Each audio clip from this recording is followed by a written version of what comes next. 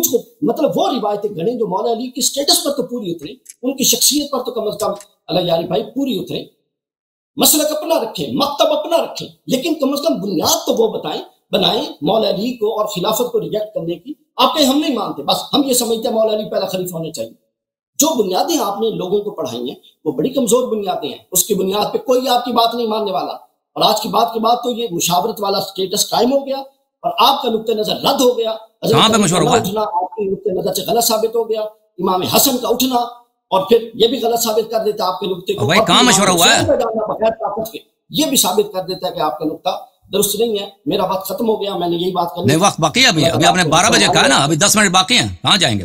نہیں میں نے پہنچنا 12 بجے پہنچنا، میں نے نہیں 12 بجے تک ٹائم ہے آپ کے پاس۔ نہیں ادھر ابھی آپ نے ہمارے سوالات کے جواب، آپ نے کہا مشورہ ثابت ہو گیا، تو آپ نے دکھایا نہیں کہ ابو بکر عمر کے خلافت پہ، ابو بکر کے خلافت میں مشورہ کب ہوا ہے؟ آپ بھی تو 20 منٹ لیٹ آئے ہیں تو مجھے گاڑی میں بیٹھنا۔ ابو بکر عمر کی خلافت پہ کم مشورہ ہوا ہے؟ مجھے دکھائیں ذرا عمر کی خلافت پہ مشورہ کہاں؟ اب وہ یہ تھی میں بتانے لگے۔ اچھا بتانے لگے۔ اچھا اب حضرت علی کا یہ ہوا، حضرت عمر کی خلافت پر مشورہ نہیں ہوا، لیکن میرا اپنے جگہ پہ ختم بات نس بھی نہیں ہے، مشورہ بھی نہیں ہے۔ علی کہاں تھے؟ اگر وہ غلط تھا تو بس صرف یہی ہے کہ امیر المومنین علیہ السلام نے تلوار نہیں اٹھایا۔ پھر حضرت عمر نے ایک پوری شورا بنائی، اچھا اس پر آپ نے بڑا کمزور اعتراض اٹھایا۔ ہمیشہ اہل دانش کی شورا بنائی جاتی ہے، لیڈنگ رو طبقات کی شورا بنائی جاتی ہے، شورا میں کوئی 2.5 لاکھ بندہ نہیں ہوتا کبھی بھی، یہ ایک بڑی معقول بات ہے۔ ہمیشہ ریپرزینٹیٹو، اب دیکھیں نا اسمبلی کیا ہوتی ہے، وہ بڑے لوگ نہیں تھے جس سے اللہ راضی ہے۔ ابھی آپ کہہ رہے تھے بدر حنین میں کن لوگوں نے رسول پاک صلی اللہ علیہ وسلم کی حمایت کی؟ یہ سب بدر حنین والے تھے۔ اچھا تو ابھی دیکھیں ڈاکٹر صاحب، ابھی آپ جانے لگے آپ جانے لگے ابھی دیکھیں ڈاکٹر صاحب آپ جانے لگے، ایک سے ایک سوال کا جواب دے دو پھر آپ بے شک چلے جاؤ۔ اب دیکھیں نا کوئی اعتراض کرے، کوئی ملک چڑھائی کر دے، وہ کہ جی پارلیمنٹ کا فیصلہ ہم نہیں مانتے چونکہ یہ 25 کروڑ کا ملک ہے اور پارلیمنٹ میں تو 250 بندہ بیٹھا، تو اب اس پہ اعتراض پر تو جواب دے سکتے ہیں، آپ اس کی عقل پر ہی ماتم کریں گے۔ تو ہمیشہ ریپرزینٹیٹیوز ہوتے ہیں، ان ریپرزینٹیٹیوز میں سارے ایک طبقے کے لوگ نہیں تھے اتفاق کے رائے کے ساتھ۔ اچھا اور پھر یہ بھی نہیں ہے، سنیں یہ بھی نہیں ہے کہ جس نے چن لیا پھر وہ آگے اپنے سب گورنر کے ذریعے ووٹ آف کانفیڈنس لیتے تھے، اس دور میں ووٹ آف کانفیڈنس کو بیعت کہا جاتا تھا۔ ڈاکٹر صاحب آپ نے میرے سب سے اہم سوال کا جواب نہیں دے رہے، سب سے اہم سوال کا جواب نہیں دے رہے ڈاکٹر صاحب سب سے اہم جو سوال ہے، آپ کا وقت بھی کم ہے اسی لیے میں آپ کو کاٹ رہا ہوں۔ دیکھیں آپ نے کہا مشورے سے بنتی ہے، آپ نے مان بھی لیا کہ عمر کے خلافت پہ مشورہ نہیں ہوا، چلیں عرض یہ ہے کہ اگر خلافت مشورے سے بنتی ہے، دیکھیں آپ کو پتہ چلا اور آپ نے اس کو قرآن سے بھی آپ نے ثابت کرنے کی کوشش کی، حالانکہ قرآن میں ایسی کوئی بات نہیں، تو رسول اللہ صلی اللہ علیہ وسلم کو کیوں نہیں پتہ چلا؟ اگر امامت مشورے سے بنتی ہے، ان کو سب سے زیادہ ڈر بھی ہے ائمہ مضلین سے، تو اگر واقعا خلافت مشورے سے بنتی ہے تو کیوں رسول اللہ صلی اللہ علیہ وسلم نے نہیں بتایا؟ آپ نے کہا کہ ایسا افراتفری کا عالم تھا، جلدی سے ابو بکر کو خلافہ بنایا گیا، اس لیے مشورے کا وقت نہیں ملا، اہل بیت علیہ السلام سے مشورے کرتے، تو آپ نے خود اعتراف کیا کہ نہ ابو بکر کے خلافت پہ مشورہ، نہ عمر کے خلافت پہ مشورہ۔ تو اگر پرنسپل مشورہ ہی ہے، تو اگر آپ کو پتہ چلا، آپ کا اتنا ناقص علم، ناقص عقل، ناقص فہم، آپ کو 1400 سال کے بعد کے پتہ چلا، تو جو رسالت پناہ صلی اللہ علیہ وسلم ہے، وہ اس کے بجائے کہ ہر خطبے میں کہتے ہیں کہ میری اہل بیت علیہ السلام کی میری بات اتباع کرنا، اس کے بجائے یہی کہتے ہیں بار بار کہ میرے بعد مشورے کرنا، اور مشورے اور پارلیمنٹ کے پرنسپلز بھی بتا دیتے نا۔ مشورے کا حکم سمجھ لیں، مشورے کا حکم یہ ہے، وہاں پر اگر اس وقت 2.5 لاکھ اپنا حضرت عمر کے دور میں 22 لاکھ مربع میل سے سلطنت پھیل چکی تھی اور حضرت علی کے دور میں اور زیادہ پھیل چکی تھی، تو کیا اس وقت جو 26 27 28 لاکھ مربع میل کے لوگ تھے ان سب کو بلوا لیتے کہ 28 لاکھ مربع میل؟ بھائی سوال یہ ہے کہ پیغمبر نے کیوں مشورے کا حکم نہیں دیا خلافت کے لیے؟ بھائی ایک واقعہ سنیں، ہمیشہ معقول طریقہ، یہ ایک واقعہ ہوا، اس پر ایک اتفاق ہوا، اس کو پھر پبلک اوپینین، پبلک میں فلوٹ کر دیا گیا، پبلک سے ریزسٹنس آنا، اس کے خلاف رائے ہو گیا، پبلک کا قبول کرنا، اس مشورے کی حمایت ہوگی، تو یہ مشورہ ہو گیا۔ اللہ تعالیٰ سوال یہ نہیں تھا ڈاکٹر صاحب، سوال کا جواب کیوں نہیں دے رہے آپ؟ ہم نے عرض یہ کیا کہ پیغمبر صلی اللہ علیہ وسلم نے کیوں نہیں فرمایا کہ میرے بعد امامت مشورے سے ہوگی، تشاور سے ہوگی، کیوں نہیں فرمایا یہ؟ پیغمبر صلی اللہ علیہ وسلم، یہ قرآن پیغمبر صلی اللہ علیہ وسلم نے تو فرمایا، تو قرآن میں تو یہ کوئی نہیں ہے کہ حکومت مشورے سے بنانا ہے نا، حکومت کے متعلق تو کچھ بھی نہیں امامت۔ آپ مجھے بتاؤ، میں آپ سے پوچھتا ہوں، یہ منسوس ڈاکٹر صاحب ایک چیز اگر منسوس ہے، اگر ایک چیز منسوس ہے اس پہ مشورہ کی جاتی ہے؟ دیکھیں میں بات کر رہا ہوں، منسوس پہ مشورہ کیا جاتا ہے؟ ہم اور آپ مشورہ کریں نماز واجب ہے یا نہیں ہے؟ نس آ گئی ہے بھائی، مشورہ کرنا ہے، اب آپ کریں۔ آپ مجھے بتاؤ ڈاکٹر صاحب، اس سوال کا جواب دے دو، اگر ایک چیز منسوس ہے، مثلا نماز واجب ہے، ہم دونوں کا احترام، اس پہ مشورہ کرنے کی گنجائش ہے؟ نہیں، بالکل نہیں۔ بالکل۔ جب رسول اللہ صلی اللہ علیہ وسلم نے فرمایا کہ میرے بعد میرے اہل بیت علیہ السلام کی اتباع کرنا، تو پھر مشورہ کہاں، گنجائش کہاں رہی؟ یار اتباع تو ختم بات، ختم بات۔ میں نے تو یہ ثابت کر دیا کہ اتباع ہے۔ اتباع کا مطلب ہی امامت، اتباع کا مطلب ہی امامت، یعنی ابو بکر پہ واجب ہے اہل بیت علیہ السلام کی اتباع کریں۔ یہ آپ کی اصطلاح ہے امامت، یہ آپ کی اصطلاح ہے۔ ہمارے اس اصطلاح سے اس امام مانتے ہیں، لیکن اس کو یہ منسوخ من اللہ جو آپ کی اصطلاح اس سے اتفاق، اگر پیغمبر طریقے کار سے ڈفرینس آف اوپینین رکھنا، اگر آپ ڈاکٹر صاحب کہ اہل بیت کے رستے سے ہٹنا ہے تو یہ غلط بات ہے۔ پیغمبر صلی اللہ علیہ وسلم فرماتے ہیں، اچھا 10 بجے تک گزارش سنیں، ہر ایک کو یہ اجازت دیں اہل بیت کے لیے۔ یہاں پاکستان میں پہلے بڑے ہم بہت ناسبیوں سے لڑ رہے ہیں، آپ اور چیلنجز یہ نہ کھولیں کہ اہل بیت اور علی والا ہونے کے لیے ضروری ہے کہ مکتب تشیع کو فالو کیا جائے۔ اگر آپ نے یہ ٹیکہ مسلمان ہونے کے لیے لگا دیا تو پھر کوئی بھی یہاں پہ اہل بیت کا نام لینے والا نہیں بچے گا۔ پہلے ہی ہم بڑے محاذوں پہ لڑ رہے ہیں، میں خود 2 دفعہ انڈر اٹیک آ چکا ہوں صرف اس لیے وہ کہتے ہیں کہ تو علی کو افضل کیوں مانتا، اور آپ اس چکر میں بیٹھے ہیں لے کر کہ وہ بات جس کا مقصد ہی نہیں ہے اس کو اٹھایا جائے، اور نہیں ہے غیر ضروری بحث کو چھیڑا جائے۔ تو لہٰذا اہل بیت کے آپ ہمارے بھائی ہیں، میں آپ سے بہت معذرت چاہتا ہوں، میں نے آپ کی بات کو کاٹا ہے، آپ سے تلخی گفتگو ہوئی ہے، یہ میرے بھائی ہیں، میں ان کی عزت کرتا ہوں، اور خداوند متعالی ان کو جزائے خیر دے، ہم ان کا بہت شکریہ ادا کرتے ہیں یہاں تشریف لائیں۔ تو اس گفتگو کا مقصد یہ نہیں کہ ہمارے درمیان میرے دل میں میرے محترم بھائی کے لیے کوئی رنجش، کوئی پیچیدگی ہے، اور ہاں بالکل ہم یہ جو ہیں دین کی باتیں ہم بغیر تکلف کے ہم نے باتیں کی ہیں، تو الحمدللہ بہت شکریہ آپ کا، آپ جانا چاہ رہے ہیں، خدا آپ کو جزائے خیر دے۔ Thank you sir. جواب دے دوں، اگر یہ رہتے یہاں پہ ہمارے ساتھ تو میں ان کا جواب دے دیتا اسی وقت۔ انہوں نے کہا کہ شیعوں کے درمیان شیعوں کے کلام میں ایک تناقض ہے کہ امیر المؤمنین علیہ الصلوۃ والسلام نے جہاد نہیں کیا ہے کیونکہ ان کے پاس سپاہی نہیں تھے، امام حسین علیہ السلام کے پاس بھی سپاہی نہیں تھے، تو انہوں نے بھی کیوں جہاد کیا؟ تو اس کا جواب بہت بڑا واضح ہے۔ امام حسین علیہ الصلوۃ والسلام جب مکے میں تھے، یعنی پہلے وہ جب معاویہ کا انتقال ہوا ہے تو وہ مدینے میں تھے، پھر وہ وہاں سے چلے گئے مکے۔ یزید کے ساتھ بہت سارے صحابہ بیعت کر چکے تھے اس وقت، یعنی معاویہ کے حیات میں بیعت ہو چکی۔ جب وہ مکہ چلے گئے تو اس وقت امیر امام حسین علیہ السلام نے کبھی کسی کو خط نہیں بھیجا، دعوت نہیں دی کہ میں یزید کے خلاف لڑنا چاہتا ہوں، جہاد کرنا چاہتا ہوں، تم میرا ساتھ دے دو، کسی کو دعوت نہیں دی۔ کوفے والوں نے خود امام حسین علیہ السلام کو خط پہ خط بھیجے کہ آپ تشریف لائیں، ہم آپ کی نصرت کریں گے، آپ کے لیے یہاں پہ لشکر آمادہ ہے۔ وہاں پہ مدد کی اور حمایت کے جو ہے وعدہ کیا گیا۔ پھر امام حسین علیہ السلام نے اپنے چچا زاد بھائی مسلم ابن عقیل کو کوفہ بھیجا، یہ مسلمات تاریخ ہے۔ انہوں نے بھی تائید کی، ان کے ساتھ کوفے والوں نے ہزاروں کی تعداد میں بیعت کی، انہوں نے بھی تائید کی کہ آپ کے پاس یہ سب کچھ صحیح کہہ رہے ہیں، یہاں پہ لوگ آمادہ ہیں آپ کی سپورٹ کے لیے، ٹھیک ہے۔ تو پھر اس وقت امام حسین علیہ السلام کوفے کی طرف روانہ ہوں، ٹھیک ہے نا۔ تو امیر المؤمنین علیہ الصلوۃ والسلام جب مدینے میں تھے، اب خلافت غصب ہوا ہے، اس وقت ان کے پاس کوئی سپورٹر نہیں تھا کہ وعدہ دے دے کہ ہم آپ کی سپورٹ کریں گے، آپ نے لشکر نکال، ایسا کوئی بات ہی نہیں تھی۔ تو سچویشن ان دونوں کا بڑا مختلف ہے۔ پھر امام حسین علیہ السلام جب وہاں سے کوفے سے مکے سے نکلے، انہوں نے یہ ہمیشہ یہی کہہ رہے تھے کہ یہ بنی امیہ والے مجھے قتل کرنا چاہتے ہیں۔ پالیسی ابو بکر عمر کی مختلف تھی یزید کے پالیسی سے، اہل بیت علیہ السلام کے متعلق۔ یزید چاہتا تھا کہ امام حسین علیہ السلام کو قتل کرے۔ وہ اپنے اس کے جو چچا وغیرہ مارے گئے تھے بدر میں، اس کا انتقام لینا چاہتا تھا۔ ابو بکر عمر کی یہ پالیسی نہیں تھی۔ ابو بکر عمر کی پالیسی یہ تھی کہ علی علیہ السلام اگر ہمارے خلاف تلوار نہیں اٹھاتے ان کو رہنے دو، اگر وہ کچھ ہمارے خلاف کچھ کرتے نہیں ہیں تو ان کو رہنے دو۔ تو یہ بھی ایک بڑا فرق ہے کہ اس طرح نہیں تھا کہ امیر المؤمنین علیہ الصلوۃ والسلام کو اپنی جان کا خطرہ تھا قتل ہونے کا، اگر وہ تلوار نہیں اٹھاتے تو وہ آرام سے رہ سکتے۔ امام حسین علیہ السلام کے لیے یہ گنجائش نہیں تھی۔ امام حسین علیہ الصلوۃ والسلام بار بار کہتے لو ترک القطا لنام، اگر پرندے کو رہنا یہ ایک ضرب المثل ہے، اگر پرندے کو رہنے دیا جائے وہ اپنے گھونسلے میں سوئے گا۔ اگر یہ مجھے اگر رہنے دیں کہ میں اپنی زندگی گزاروں، میں اپنے شہر میں جا کے اپنی زندگی گزاروں گا، لیکن یہ مجھے قتل کرنا چاہتے ہیں۔ تو پھر امام حسین علیہ الصلوۃ والسلام جب مکے سے کوفے کی طرف روانہ ہوئے تو کربلا میں ان کا راستہ کاٹا گیا ابن زیاد کی فوج نے، بڑا مشہور ہے واقعہ، اور وہاں پر کوفے والوں نے مدد کرنے سے انکار کیا تھا۔ کوفے والے سب اب انہوں نے اپنا سب وعدے توڑ دیے، مسلم ابن عقیل سے جو بیعت کیا تھا وہ سب توڑ دیے انہوں نے۔ تو اس وقت امام حسین علیہ السلام نے پھر بھی کہا کہ میرے خلاف نہ اٹھو، بار بار کہہ دیا کہ مجھے میرے اولاد کو کیوں تم قتل کرتے ہو.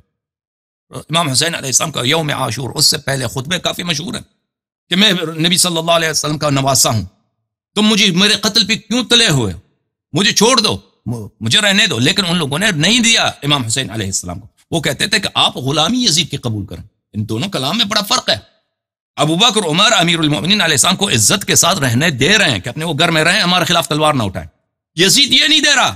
یزید کہہ رہا ہے کہ اس کو قتل کرنا ہے بارہا, یا اس کو ہاتھ باندھ کے قتل کرنا ہے اسیری میں, غلامی میں, یا اس کو اسی طرح اس کے اہل خانہ کے ساتھ میدان جنگ میں. تو امام حسین علیہ السلام نے شہادت کا راستہ اختیار کیا.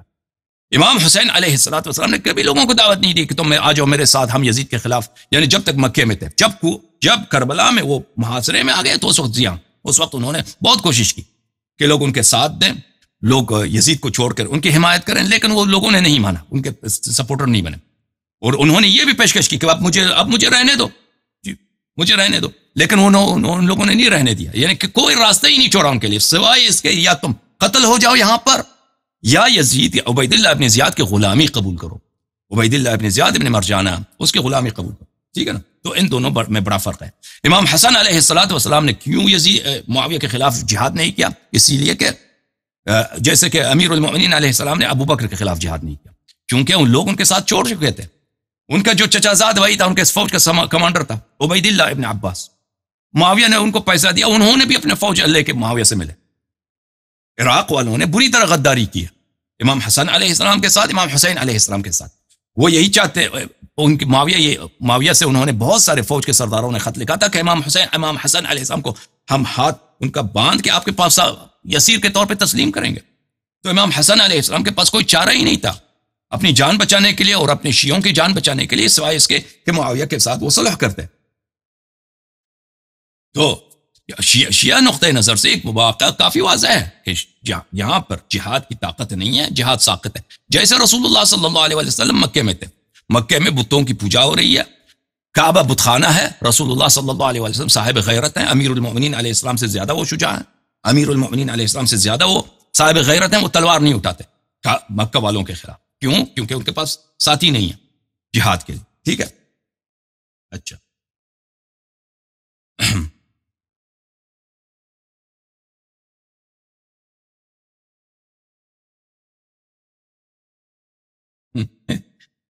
پھر یہ صاحب کہتے ہیں کہ بخاری مسلم کی اگر روایت تم لے کے آئے ہو نا, مسلم والی روایت میں نے دکھایا, کہتے ہیں اگر یہ روایت مسلم کی قبول کرتے ہو تو بقیہ مسلم کی روایت بھی قبول کرنی پڑے گی. وہ انہوں نے آیت کوٹ کی ہے, افتؤمنون ببعض الکتاب وتکفرون ببعض, تم بعض کتاب قبول کرتے ہو بعض قبول نہیں کرتے. یہ آیت جو ہے یہ وحی کے متعلق ہے, قرآن مجید کے متعلق ہے, تورات و انجیل کے متعلق ہے. یہودیوں نے جو بعض تورات کے آیات مانتے تھے بعض نہیں مانتے, ٹھیک ہے, اس کے متعلق ہے. یہ بخاری مسلم کے متعلق نہیں ہے. بخاری مسلم یا حدیث کی کتاب یہ جماعت عمریہ کے خود علماء بھی, مثلا اگر ایک کتاب ترمذی کی مثلا آپ کچھ حدیث مان لیں, اس کا مطلب نہیں کہ سب حدیث اس کی صحیح ہے, اس طرح نہیں ہوتی.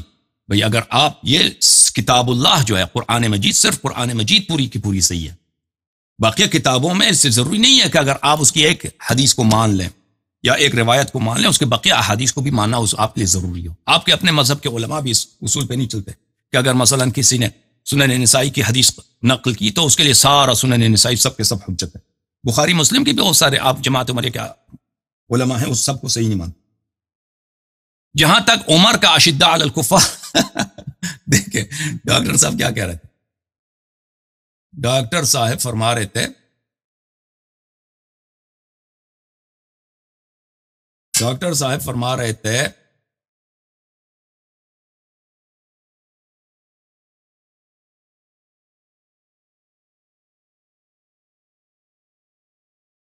کہ عمر کو جو صحابہ نے کہا کہ یہ فظ غلیظ ہے, تو یہ تو اچھی بات ہے, اشداء علی الکفار ہونی چاہیے. یہ کتاب مصنف ہے للاحادیث والآثار, صفحہ نمبر 358 جلد نمبر 7. قال استخلف علينا فظا غليظا فلو ملكنا كان افظ واغلظ, تم ہم پہ خلیفہ بنا رہے ہو اس شخص کو جو فظ غلیظ ہے, جو سخت دل ہے اور بے رحم ہے اور خشک مزاج ہے. اگر وہ ہمارا خلیفہ بن جائے تو وہ زیادہ سخت دل اور بے رحم بن جائے گا. تو یہ بات نہیں ہو رہی ہے. وہ صحابہ جو تھے جو مشورہ دے رہے تھے ابو بکر کو کہ عمر کو خلیفہ نہ بنانا, عمر کو خلیفہ نہ بنانا, تو یہ جو مشورہ دے رہے تھے یہ اس لیے نہیں دے رہے تھے کہ عمر جو ہے وہ کفار کے خلاف بڑا دلیر آدمی ہے وہ پاگل نہیں تھے. اور کہاں ہے دلیری عمر کی کفار کے خلاف؟ عمر کی دلیری کفار کے خلاف کہاں؟ اچھا وہ بھی ہم اس کی دلیری دکھائیں گے آپ کو. تو یہاں پہ جو فظ غلیظ کہہ رہا ہے وہ مسلمانوں پہ فظ غلیظ ہے. اور اس کے علاوہ انہوں نے خود قبول کیا کہ کہتے ہیں ابوبکر عمر کے خلافت پہ کوئی مشورہ نہیں ہوا.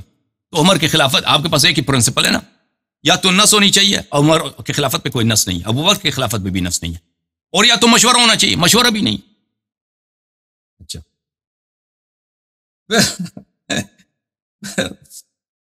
پھر کہتے ہیں کہ عزیزوں کہتے ہیں کہ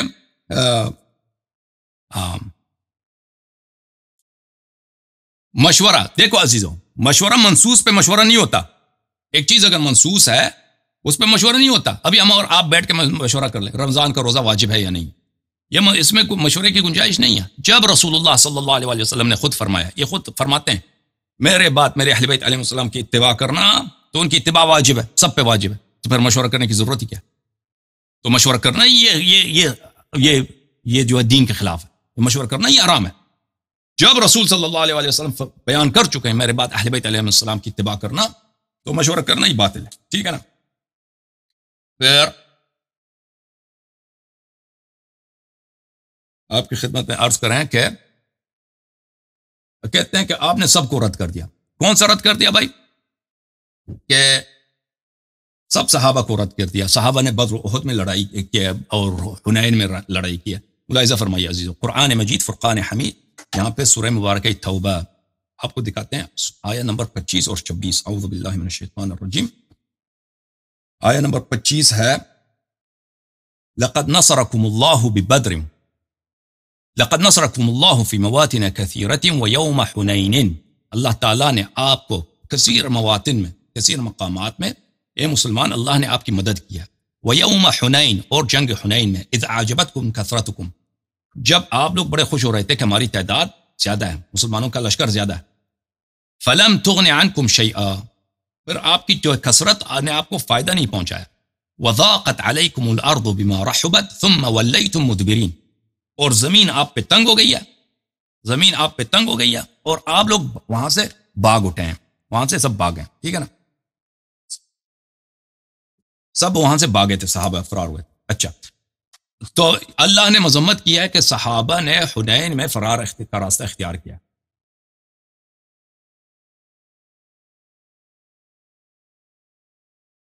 ملاحظہ فرمائیے, یہ کتاب ہے صحیح بخاری, چھاپ دار السلام, جلد نمبر 4, مترجم ہے شیخ حافظ عبد الستار الحماد. یہاں پہ آپ کو لے کے چلتے ہیں میرے محترم ناظرین, صفحہ نمبر 367 میں.